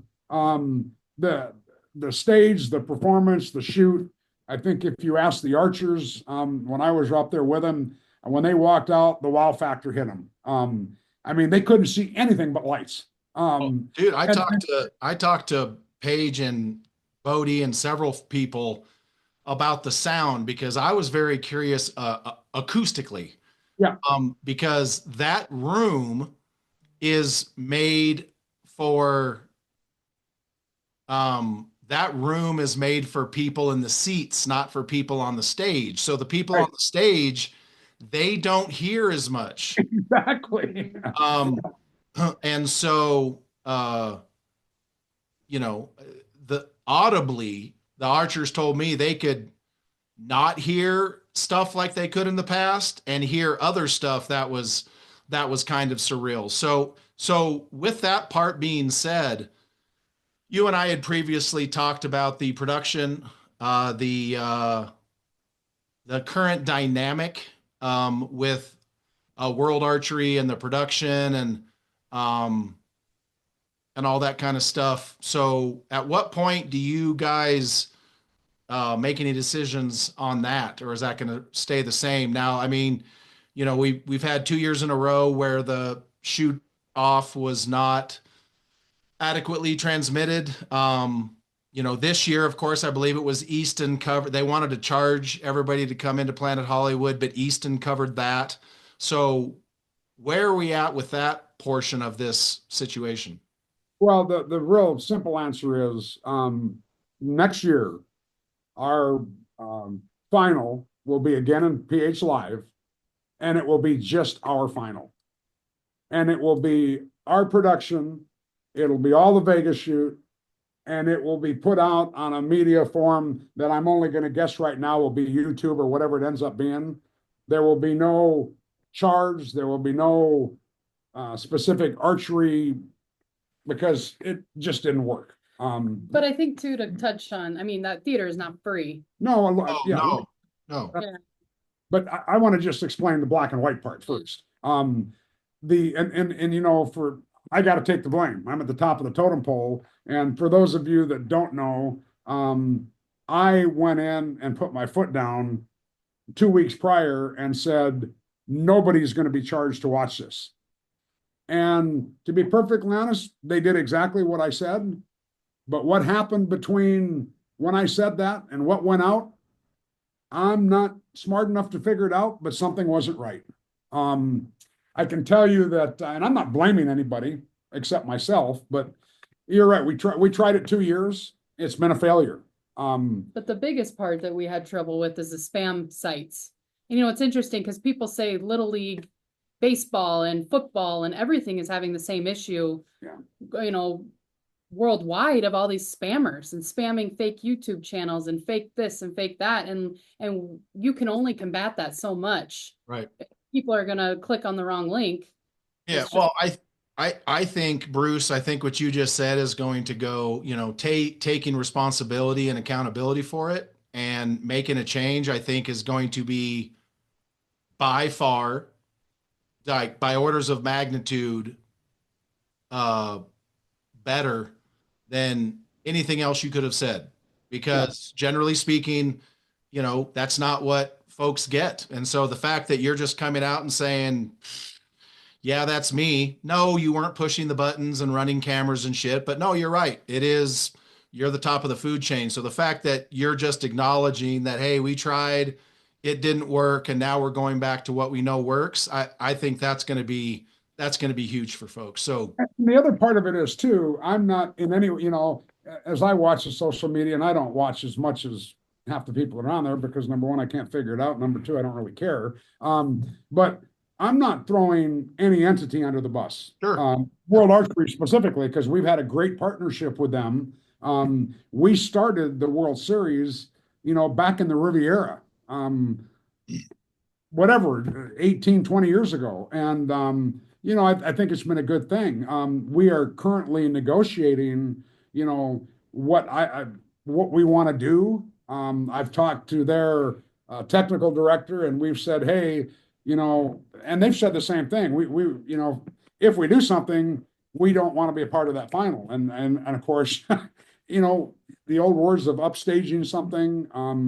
I think you got to see it. And we're the biggest shoot. You know, we are I don't even know if I'd use the word Super Bowl, but I mean, we're whatever we are of archery. And I think we have to do what we have to do for us. But I think there's still going to be parts of the World Archery World Series. And we have a long time to get that figured out, but we'll get that figured out. Getting back to PH Live itself, though, Greg, you know, and Brittany's bringing that out. I mean, at some point in time, to get to the level, I mean, I don't think I would love to do a little thing and say, hey, call in and guess how much that costs. You know, if we had a live show here, I can tell you right now, PH Live, I think I'm within $1,000, costs us $115,000. And it's basically 5 hours. Now, is it worth that? Well, once again, I think we had to try it. You know, we were not going to charge, in my opinion, because we didn't have a good 2 years previous with getting the production done. We didn't have, it's a brand new place. It's really hard to do it. You know, the Easton Foundation is all about supporting growth in archery, and that fit right into their mission. What's going to happen in the future? I don't know. I do know one thing. PH Live won't cost us as much this year or this next year, simply because when we got done, they were like, hey, this is kind of cool. It didn't take much at all. And I mean, little examples, you know, people, and I'm going to kind of just say them generically here, but I think we had 36 ushers at the tune of about 40 grand. Well, we only need what we're going to be required to. Freaking archers can figure out where to go sit. Now, something we didn't think of, and they didn't either, being our customers, you can't go into a theater like that with backpacks and suitcases. Just not going to happen, you know. And of course, you know, once they figured it out, sure, can you take spot, you know, if they would have known ahead of time, which we forgot completely about, I'll take full responsibility on that one. Never even thought about it, you know. But there's the other thing is, you know, we heard a lot of people go, hey, we couldn't find the place. You know what? I forget Nate, the guy that runs it. He goes, that's really strange. He goes, you know, 12 million people a year find this, and we don't have any app for it. I mean, anybody going to a concert or anything there, you figure it out. You know, I mean, it wasn't that hard to find. No. So, I mean, there's a lot of little things there. And I think our reduction is going to come down in our price. I'm not going to tell you it's going to be free for sure, but I'm also not going to tell you that it would ever cost an arm and a leg to go to it. We just have a lot to work on there, and it's a moving target. so to speak, and we're gonna do what's best for everybody. Right. One last thing on PH Live, getting back to the archers, you're talking about they couldn't hear, all the sounds were different. I'll tell you one thing that no archer will ever say. They'll never say that wasn't the best lighting ever. Oh, facts. I'm telling you what, when I was up there, it's cool because when we were going through rehearsals and stuff, they said, when Garth Brooks or Shania Twain or whoever it is, they don't want to see the crowd. No. Oh, and what they do, if they do something in like a little intermission, they go to house lights. Well, that's what we did every time I brought the group out. Right. When they all faced the crowd and those lights went to house lights, I could see their faces, the archers. It was like, I could read everything they were on. It was everything from like, oh my to oh shit. Right. Right. And then boom, the lights go back and it's intense and, we're good. And I know I'm going to beat you to it because I know the next thing you're going to want to say or ask about is, what do we do about scoring? What do we do about the mass number of people that we're getting in the shoot-offs? We're working on it. I'm going to tell you that we put the rule in for obvious reasons. I don't think many people would argue, especially after they'd had time to think about it. The way it worked out this year was almost as perfect as you could have it. Right. If that happen again? Maybe. Will it? Probably not. Right. There's a lot of things to deal with there. And believe me, we're considering everything. I've heard people say, got to have a special target, make it whatever, this much smaller, make this one smaller, a lot of different ways. Right. The one thing I want to do is to me, the integrity and the real platform of the Vegas shoot is the 900. Right. And I don't ever want to change that. But somehow we have to look at how we can get a maximum of 20 people on that stage. Right. Now, if it's a shoot off on the stage a little bit earlier to get to the 20, that could be one thing. I'm not going to draw names or ever suggest that or ever suggest to the board that we do that. But a lot of things to think about. And once again, we want to hear everybody's thoughts because obviously it's your organization, it's your shoot. And, we've got to go through a lot. We've got a lot of due diligence to do, but Right. a lot of cool things that can happen there. And we don't know all the answers yet. All right. So questions. Wherever the championship top dogs shoot next year, will there be bleachers? The championship. championship. Oh, you mean during the regular days? Yes. Yes. There will either be bleachers, raised seating, or way more room. That's the best answer I can tell you. Oh, way more room and flat is not going to get you where. It's not going to get you the desired, but it's going to get you. Greg, when I would go up there, you couldn't get 3 people deep in a lot of places. Right. No, I get it. That's why I'm saying wherever the championship folks shoot next year, it needs to be way bigger. Yes. Riv, well, bigger, but the Riv, man, bleachers or some sort of raised seating is an absolute must. Yeah, no, I agree. Yes. So many people couldn't watch their favorite championship shooter shoot because it's just flat and you can't see. So that's one thing. So let's talk about the shoot off. And the Planet Live Theater was dope. That was pretty awesome. I guess my question would be, and you said it was over $100,000 and if it'll be less in the future. My question is that juice worth the squeeze? And that might be a conversation for later because we've already discussed and I've preached this ad nauseum that quality of content over quality of production. So that part goes without saying. We can discuss that later offline and give updates or whatever. But so let's talk about the inside out. It definitely saved the shoot off this year. Going to inside outs absolutely reinvigorated everything. Yes, it caught a lot of people off guard, even though it was in the rules, whatever. That was stellar. So one question about the inside outs.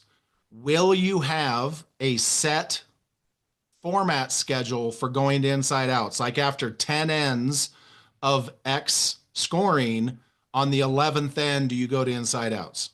Well, let me tell you this. As I said earlier, we're open to anything yet. I don't know. That's one of the big suggestions. However, I think there is a little bit of the unknown that makes it very powerful to not only the spectators, but also the archers. So I'm not going to say yes or no to that. Like I said, I mean, every one of those things I think that you're going to ask me is under consideration. Okay. Target size, pre-described number of ends, whatever it may be. And we're really going to have to do that by what people say. By the way, I do want to add one thing. Brittany mentioned where to go on to get our survey. Mm-hmm. Very interestingly, she's done these surveys forever. This year's satisfaction rate was almost identical to last year's. Nice. So, you know, I think a lot of people really got it. Even PH Live and some of that stuff. I mean, you know, there's those people that just go off the deep end and you can't do anything right. Right. And there's other people that go, give them a break, man. They just moved into this facility. You know, things are going to have to happen. 100%. Yeah, it was nature of the beast. But getting in and doing the polls that we have are really influential.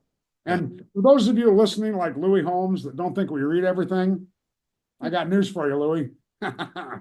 Right. And, well, I mean, look, I understand what you're saying about the unknown, but at this level, for this caliber of an event, I think it would be a much better structure for the event if you were, I'm not saying to say this number, but I think just for the event itself, I think it would probably be more beneficial to say regular, you know, and then 10 ends of X's scoring. And after a full round on the 11th end, we go to inside outs. I think that would be a structure that everybody would be able to comprehend. And look, if it only goes 9 ends, you never go to inside out. That could happen. Probably not plausible with guys like Matthias and Bodie, but that's not the point.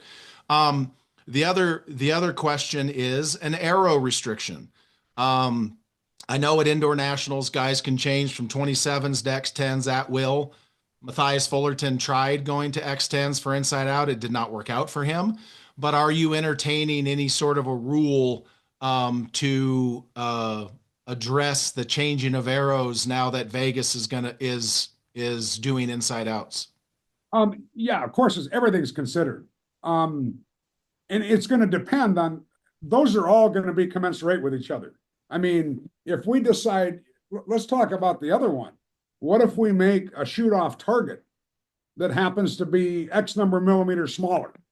You know, we may not have to go inside out. There's just too many things there. And that's why I really want everybody's input. I mean, everybody from the professionals to the spectator to the arrow manufacturers. I mean, you know, there's probably an idea that maybe we all haven't thought of. But everything is on the table. Yeah, I mean, I've had this discussion with a lot of people. And so some are in favor of no restriction, some are in favor of a max restriction. For me, because this is Vegas, the only thing that I would see really making sense for me, Bruce and Brittany, would be saying whatever arrow you start the shoot off with is the arrow you have to end the shoot off with. What you shoot for your 90 arrows, we don't care. But whatever you start the shoot off with is what you have to end the shoot off with.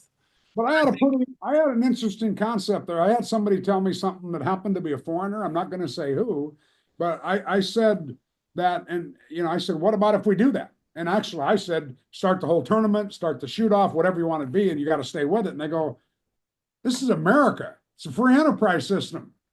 Right. It's Vegas, you know. And I mean, I had to go, yeah, you know, I agree. A whole nother point. I don't know why we're trying to confine something that's supposed to be fun and unpredictable. Yeah. I just think fun and unpredictable in one sense. The other sense is these guys are shooting for $140,000 by the time it's all said and done, especially if you shoot a Matthews. And so, you know, once you introduce the sporting side to it, I think that there does need to be a little bit more structure in that regard. And I agree with the America thing. Shoot whatever the hell you want. I'll put it this way. if you say shoot whatever you want for the 90, but whatever you start the shoot off with is what you end the shoot off with, no one's going to be up there with X10s. They're going to probably be up there with 23s. And so, that's that part of it. On the other hand, do I care if it's the Wild Wild West? No, not really, because I won't be up there. There's a whole lot to consider there. And believe me, we're going to do what the people want, and there's going to be a lot more stuff coming out from us to ask opinions. It's like I said, I think if you asked everybody and they were really honest, if you could have it end just the way it did this year, right? They'd go, hell yes, do it the same. But you know what happens when we make that switch, and it was literally my experience being out there, the archers, gut feelings. You saw me play up the, hey, do you want to go to inside out yet? And I told them all what the rule was. And you could see the whole mood change of the spectators. Right. And after a couple more ends, it was like, yeah, come on, do something, Bruce, get this over with. And, but the biggest risk we take, and I think we came up with a new idea there. The biggest risk we take is when there's 4 people left and we end up with a 50th anniversary Sergio Pani. Right. They shoot, and everybody's blah, blah, blah, what's going on? And the winner comes out. Right. It's done. You know what? I think we have an answer to that, because talk about anticlimactic. Sergio comes out the winner, and then I go, oh, by the way, everybody stay in your seat. We're going to shoot for second and third and fourth now. Right. That's terrible. I think our answer is pretty simple. We crown that winner whenever it is, and it's done. The rest of them go by the X's they shot up to that time. Yeah, I mean, we can't, we'll determine a second, third, fourth, fifth, or whatever it is, so that the contingency money and the manufacturers have a straight path to it. But to go on with those shoots is just, it's terrible. I am so on board with this. I am so on board with that. It is, I agree 100%. 1,000. But yeah, getting back to the prescribed number of ends to do this, that, or whatever, I'm not against it by any means. So I think we're just going to have to weigh those all out. Well, and let's be honest, Bruce, you probably had some PTSD from that shoot off at the Rushmore Rumble there in Vegas as well. You're like, hell no, I'm not doing that again. That takes away from it. Hey, I got to, Brittany's got to leave. Yep. All right. Daycare picked up. I'm sorry. She has a little kid that's 2 years old that's just like her now. She's going to get booted out. And she's good. So, all right, Brittany, I'm not going to ask Bruce this because he won't know. Brittany, let everybody know where they can follow the NFAA and the Vegas shoot on the World Wide Webs.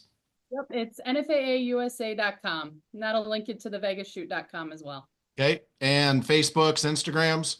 All at the Vegas Shoot and at NFAA USA. There we go. All right, guys. I appreciate you guys coming on today. That's Brittany and Bruce from the NFAA, everybody. That was a lot of information. Brittany, you can get up and leave if you want.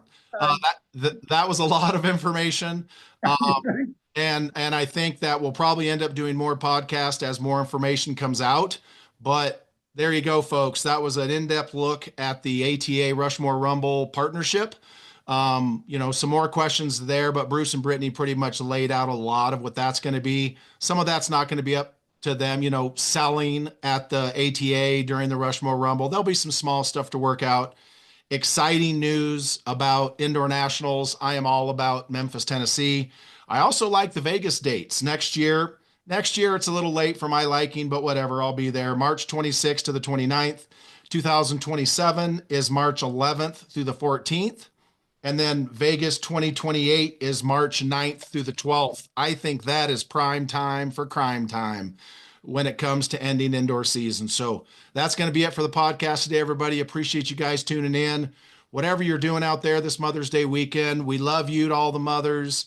Everybody have a great Mother's Day. Be safe out there, folks. You guys know the drill. We want to hear from you, not about you. And as always, love, peace, and chicken grease.